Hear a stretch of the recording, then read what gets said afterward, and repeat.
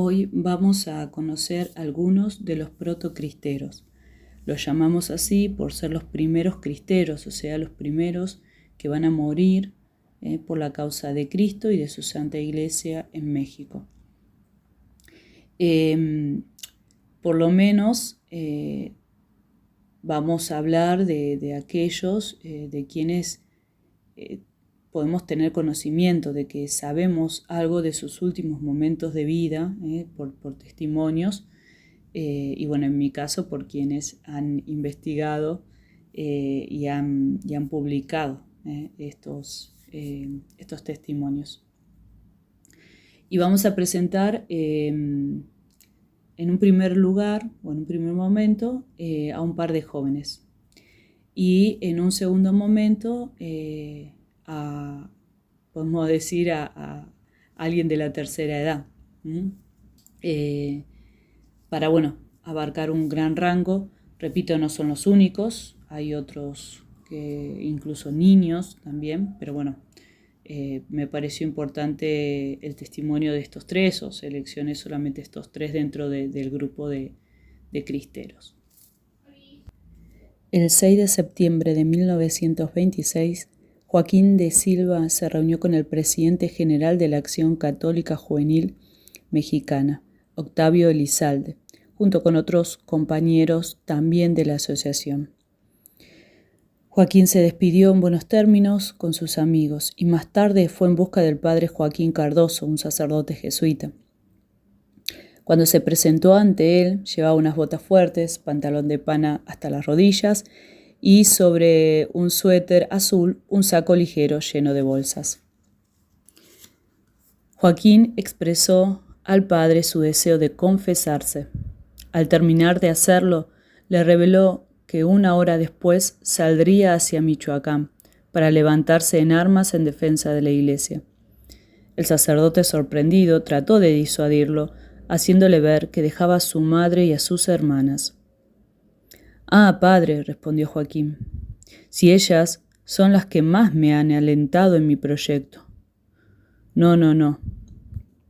Si los jóvenes católicos no vamos a luchar por Cristo Rey, bien pronto habrán acabado los malvados con el catolicismo en México. Ya han obligado a nuestros obispos a suspender el culto. Se cierran nuestras escuelas. Se hacen laicos nuestros hospitales. Se asesina a los sacerdotes después de atormentarlos. Y están llegando bajo la dirección de un rabino judío, Martín Cienlam, bandas numerosas de emigrados rusos que vienen a sustituir a nuestros campesinos que huyen de la persecución a los Estados Unidos. No, ya basta, no queremos católicos de nombre. Me voy al ejército de Cristo Rey. Con respecto a mi madre y a mis buenas hermanas, no tema usted, la dejo en buenas manos. El sacerdote le dice, ¿y quién se encargará de ellas? A lo que Joaquín contesta, Dios, ¿le parece que hay mejores manos que las suyas? El sacerdote bendijo a aquel cruzado de 27 años, quien en compañía de sus camaradas de la Acción Católica Juvenil Mexicana, Manuel Melgarejo y Armando Ayala, partió esa noche rumbo a su destino. Joaquín de Silva era un convencido de la misión sobrenatural de la Iglesia, y a sus mandatos había plegado desde niño su voluntad. Fundó en Tacubaya, en la parroquia de la Candelaria, un grupo de la Acción Católica Juvenil Mexicana, Gabriel García Moreno, y cuando surgió la Liga Defensora de la Libertad Religiosa, él fue uno de los primeros en adherirse a ella y hacer intensa labor propagandística cuando se recrudeció la persecución religiosa. Esto no se puede tolerar más, solía decir a la vista de los atropellos que diariamente se sucedían, y muchas noches, sin poder conciliar el sueño, paseaba por el corredor de su casa rezando el rosario frente a la claridad de las estrellas. Cuando partió a los campos de la libertad, se despidió de su madre con estas palabras. «Mira, mamá, es mejor que muramos antes de conseguir el triunfo, pues quizá el dinero y los honores puedan envanecernos y desviar nuestras rectas intenciones». Junto con Joaquín partió Manuel Melgarejo, quienes habían estudiado en el mismo colegio de los hermanos maristas en Tacubaya, el colegio Luz Saviñón. Y también Manuel fue uno de los primeros socios del grupo, digamos, de la Asociación de Acción Católica, fundada por Joaquín en el Distrito Federal.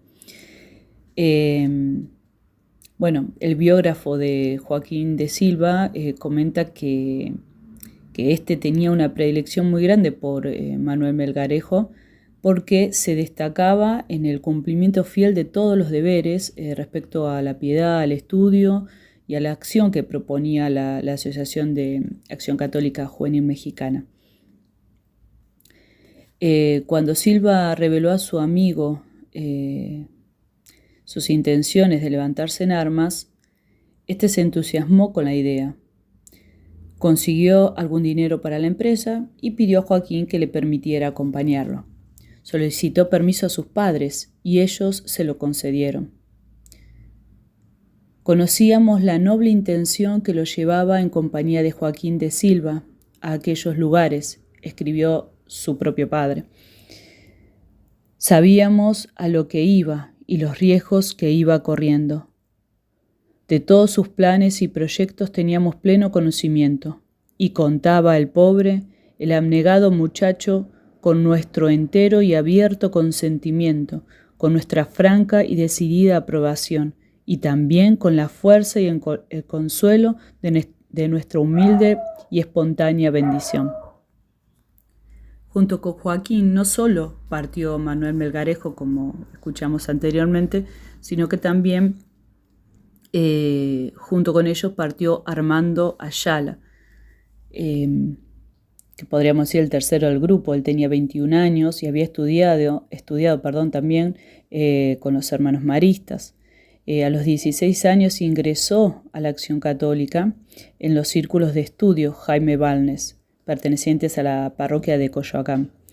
Se destacó por su celo apostólico, por su amor al trabajo y sus cualidades de jefe. Llegó a la presidencia del grupo, que ocupaba cuando, acompañando a Joaquín y a Manuel, se lanzó a iniciar la rebelión cristera. Su piedad grande y ejemplar le mereció el cargo de presidente de la adoración nocturna y de la sociedad catequística en la misma Coyoacán. Al fundarse la Liga Defensora de la Libertad Religiosa, Armando Ayala se inscribió y trabajó en la organización en Coyoacán y en la colonia Portales, de la que fue nombrado jefe. En Zamora fueron encarcelados en el antiguo Colegio del Sagrado Corazón, convertidos en ese momento ya en cuartel, ocupado por las fuerzas del regimiento al mando del general Mendoza, quien pidió instrucciones al presidente sobre el destino de sus prisioneros, a lo que Calles respondió telegráficamente: «Fusílelos», haciendo caso omiso de todo juicio. Esa noticia fue comunicada a los jóvenes el mismo día 12, quienes a la 1 de la tarde fueron sacados del cuartel en medio de fuerte escolta que mandaba el capitán Medrano, y las personas que lo comenzaron a seguir escucharon que Joaquín decía a Manuel: «Vamos a morir por Jesucristo y pronto estaremos en el cielo». Los dos jóvenes caminaban a pie, sacaron su rosario y comenzaron a rezarlo en voz alta. Al ver esto, uno de los soldados les dijo: «Tiren eso». Joaquín respondió: «Mientras tenga vida, nadie me quitará mi rosario». Por el camino, una persona les preguntó: «¿Van ustedes al patíbulo?». De Silva respondió: «No, no vamos al patíbulo, vamos al Calvario». Llegaron al cementerio. Joaquín fue colocado primero ante el pelotón. En su mano derecha apretaba nerviosamente su rosario. Movía sus labios como quien reza y miraba a lo alto. Rechazó que le vendaran los ojos diciendo: «No me venden los ojos porque no soy un criminal. Yo mismo le daré la señal para disparar. Cuando diga: Viva Cristo Rey, viva la Virgen de Guadalupe, entonces pueden disparar». Pero antes Les pidió que les permitan pronunciar unas palabras, y en ese momento dijo que los perdonaba y que iba a morir por Dios y por su patria, así como en defensa de su fe. En ese momento, uno de los soldados, conmovido, arrojó el Mauser. «Yo no tiro, patroncito», le dijo al muchacho. «Yo también soy católico y pienso como usted».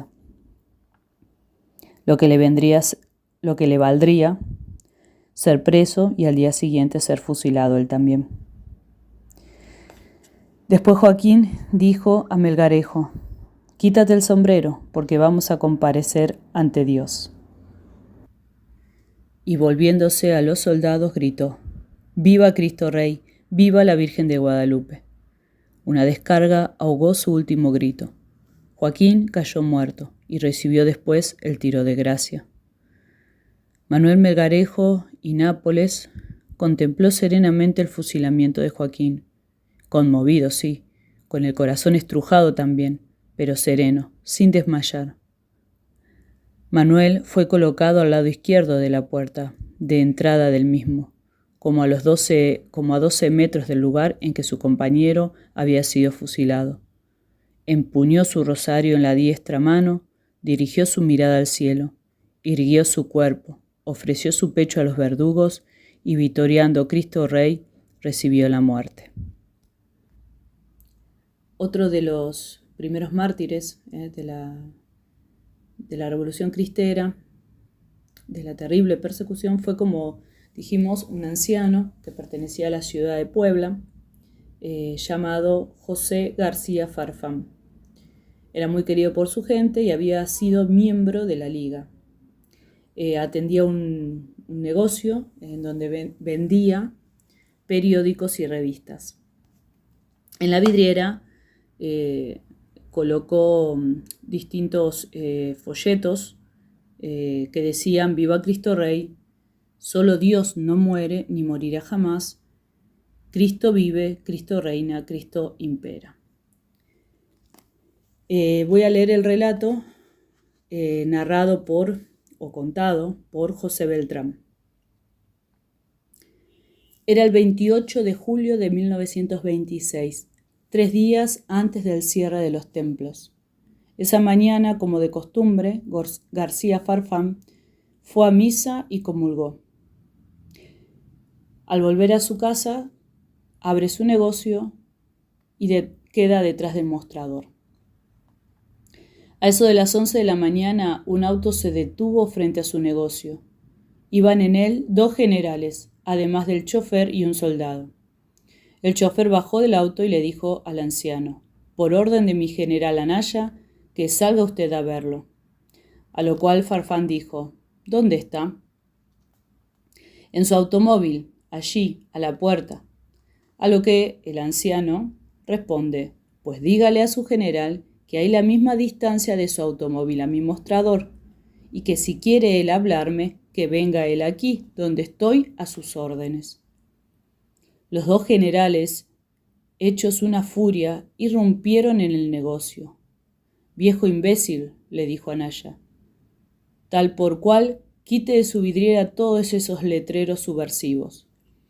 A lo que nuestro héroe dijo: «¿Que quite yo esos letreros? Ni pensarlo.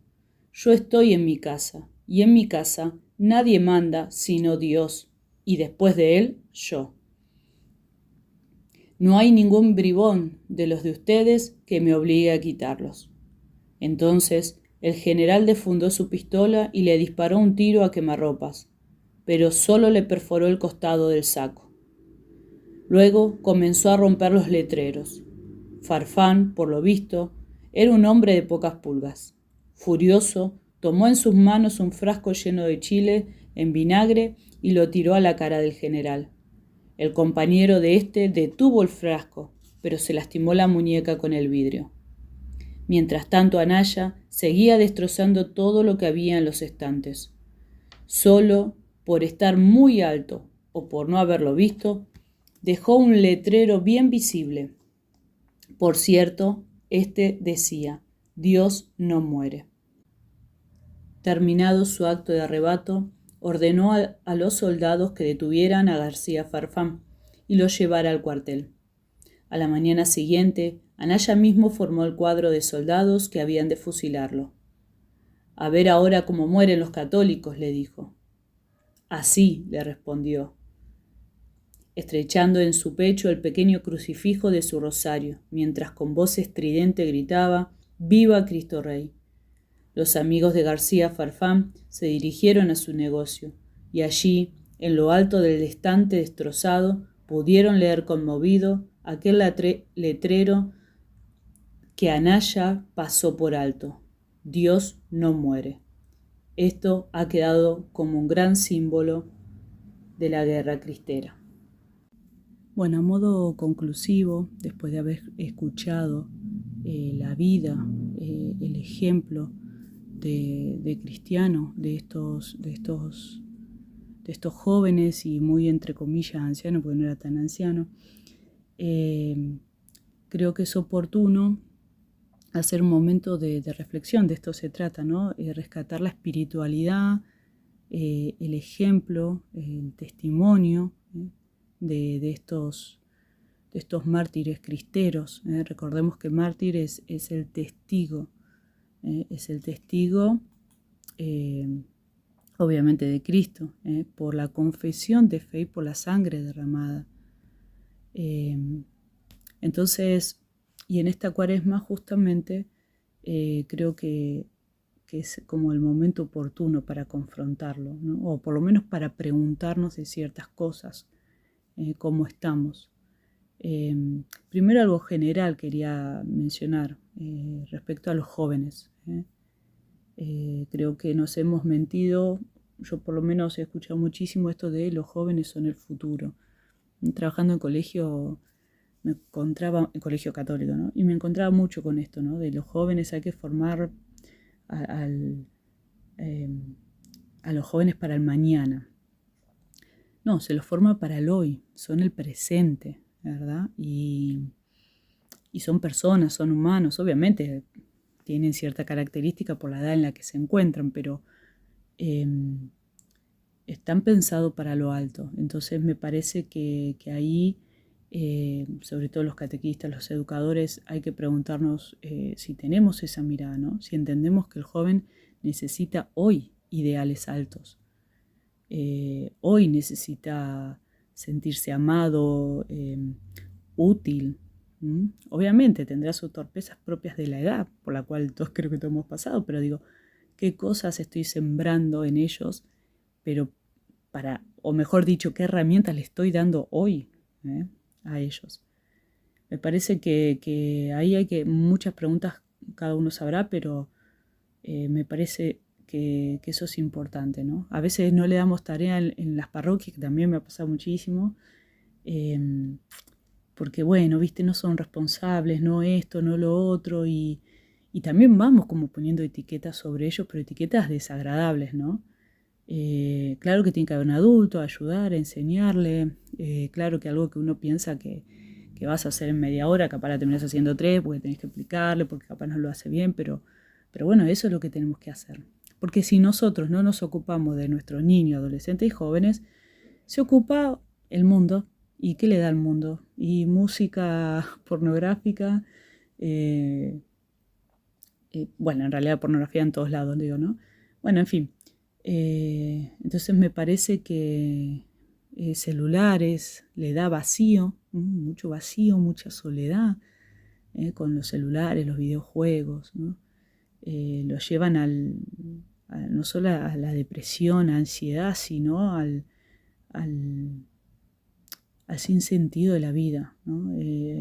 Ha crecido enormemente el tema del suicidio entre adolescentes y jóvenes, y no tan jóvenes, ¿no? Pero bueno, entonces digo, creo que ahí hay que rezar mucho, todos, ¿no? Independientemente más allá de la tarea de los catequistas y educadores.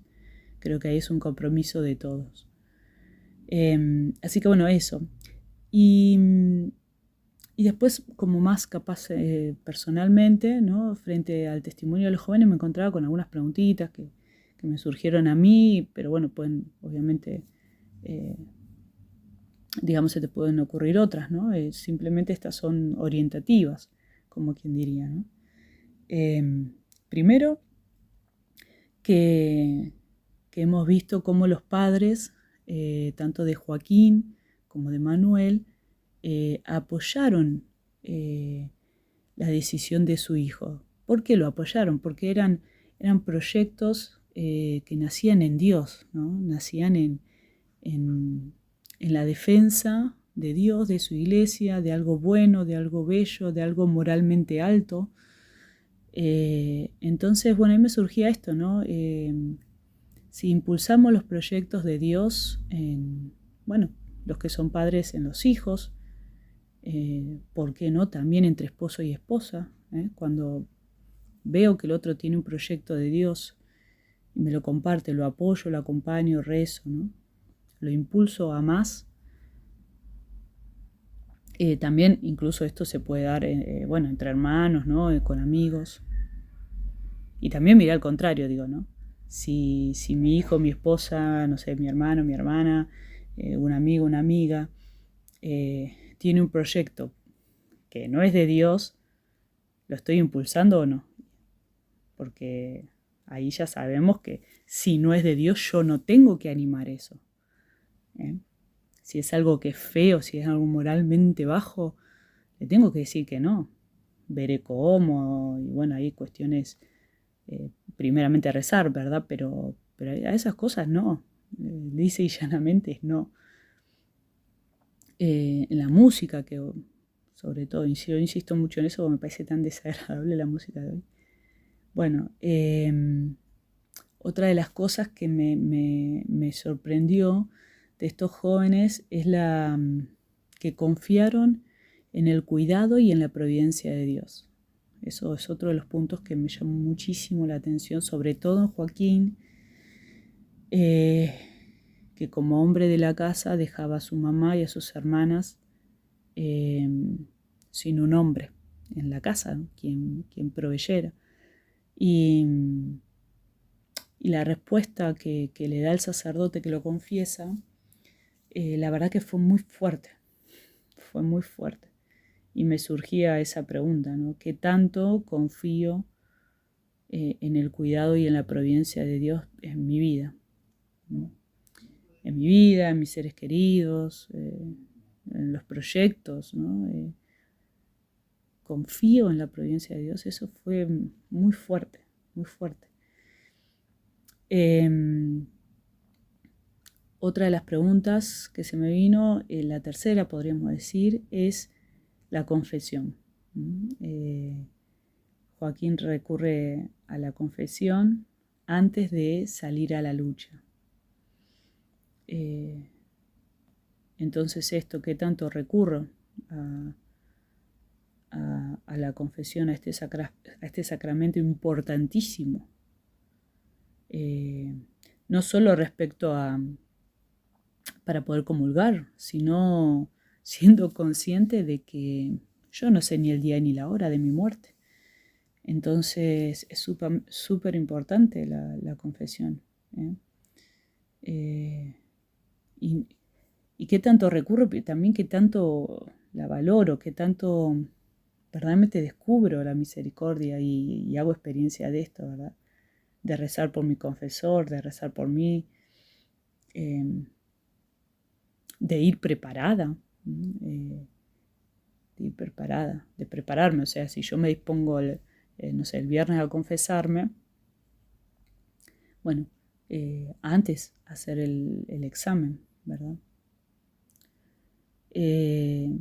También me llamó la atención cuando Joaquín habla con su mamá y le dice que prefiere, le dice, es mejor que muramos antes, que se dé la victoria para que la vanagloria, y creo que dice, y el dinero, ahora no me acuerdo la palabra exacta, no nos... a ver...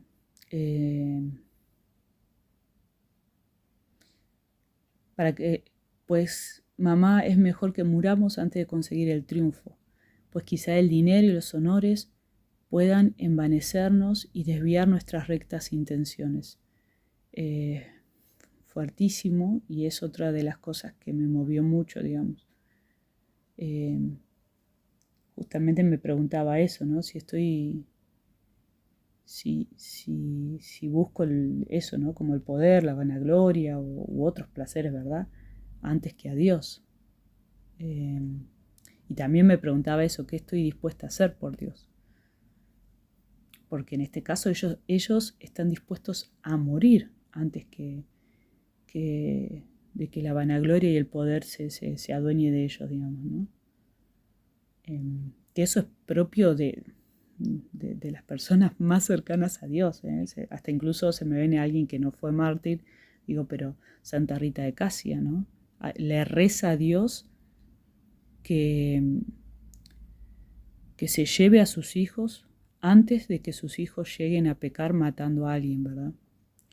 Entonces eso es muy fuerte y eso tiene que marcar mi vida. Y a mí en lo personal me surgió muchísimo esa pregunta, si verdaderamente estoy dispuesta a amar a Dios por sobre todas cosas, luchando justamente contra esto, ¿no? La vanagloria, bueno, el poder, bueno, y pueden ser otras cosas, ¿no? Pereza, bueno, en fin. Y algo muy característico de los tres, no solo de los jóvenes, es el tema de el rosario. Bueno, si lo rezo diariamente y si sobre todo lo rezo cuando estoy preocupado. Joaquín comentaba eso, ¿no? Que varias veces lo veían rezando en los pasillos el rosario cuando, bueno, en toda la época de persecución, ¿no? Pero cuando había dificultades, ¿no? En medio de la persecución. Entonces, bueno, me surgía eso, ¿no? Lo rezo diariamente, pero si lo hago cuando las cosas me preocupan, porque a veces uno solo se preocupa y en realidad hay que preocuparse y ocuparse. Entonces, y esto va unido a confiar en el cuidado de Dios, ¿no? Que era la pregunta 2. Si Dios me cuida, entonces yo tengo que hablar con Él, ponerle aquello que me preocupa y confiar y ocuparme en el sentido de rezar. Bueno, y si hay algo que humanamente pueda hacer porque Dios me lo está pidiendo, pues hacerlo, ¿verdad? Bueno, eso con respecto al testimonio de los jóvenes. Y con respecto al de Farfán, me llamó mucho la atención cuando ya estando en sus casas los generales le piden que él saque los carteles, los folletos que había pegado en la vidriera. Entonces él le dice que él no lo va a hacer. Y le dice, acá en mi casa manda Dios y después de Dios mando yo, ¿no? Así que obviamente me surgieron esas preguntas. Si justamente si en mi casa, si en mi vida manda Dios o manda el mundo. O yo, digamos, con mis propios egoísmos, digamos, con las cosas que a mí me dan placer, ¿no? Con las cosas que a mí me parecen. O dejo que Dios mande. Porque Él lo dice de hecho, bueno, lo vivió hasta el final así, ¿verdad? Un gran testimonio el de Farfán. Así que me confrontaba a eso, verdaderamente Dios manda en mi casa, en mi vida, en mis proyectos, en mis cosas, en mis decisiones. O es el mundo con la tentación, con el pecado, con los placeres. Después otra de las cosas, bueno, como ya comenté también, él se lleva el crucifijo al pecho, pero en realidad el crucifijo, él lo único que tenía en su mano o en el bolsillo era un rosario. Entonces, en realidad es el crucifijo del rosario el que se lleva al pecho. Así que, sin lugar a dudas, da a entender que era un hombre de mucha oración, sobre todo el rosario. Entonces, esto era un poco la pregunta anterior que ya expresé.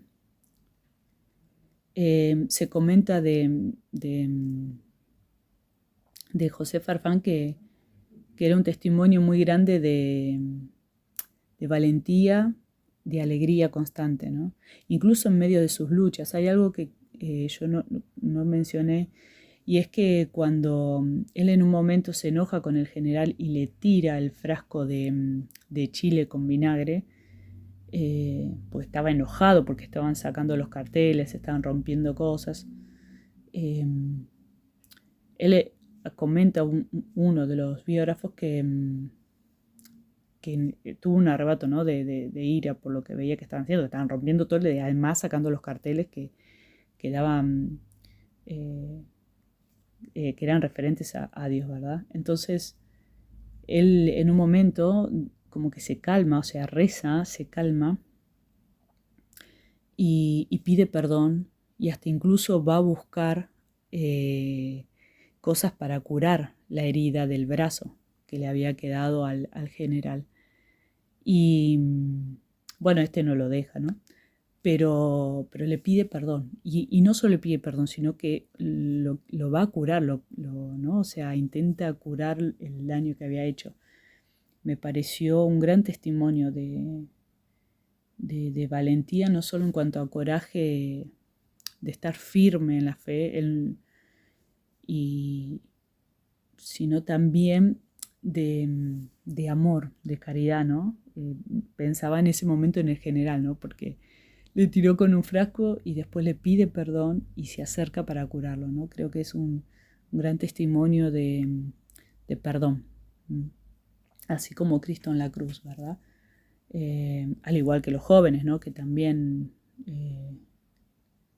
Joaquín, después de decirle que le va a dar la señal para que le disparen, pide unas palabras y en esas palabras le dice que los perdona, ¿no? Creo que es un ejemplo muy, muy grande de esa valentía, ¿no?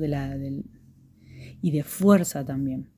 Y entendiendo la fuerza como la valentía y la alegría, todo esto, entendiendo como lo sobrenatural que habita en ellos, porque ellos son dóciles a eso. Están abiertos de manera real al amor de Dios, a la gracia de Dios. Por eso Dios puede obrar en ellos de manera sobrenatural, ¿verdad? Entonces, bueno, es eso, ¿no? Qué tan dispuesta, qué tan ensanchado tengo yo el corazón de amor por Dios para que Él me habite, me inunde. Eso me confrontaba muchísimo, ¿no?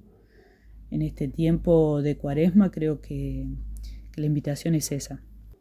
Pedirle la gracia a Dios de que me enseñe a amar, a perdonar, que ensanche mi corazón, que me enseñe a confiar en Él, en su amor, en su cuidado, en su providencia.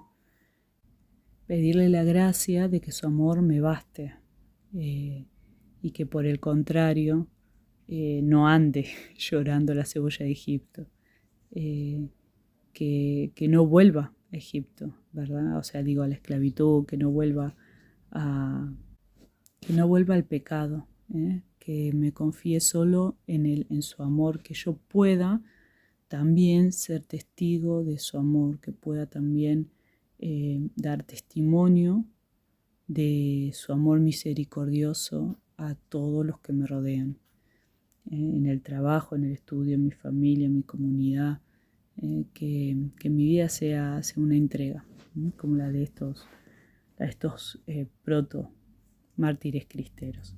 Sin más, hasta la próxima. Viva Cristo Rey, viva la Virgen de Guadalupe.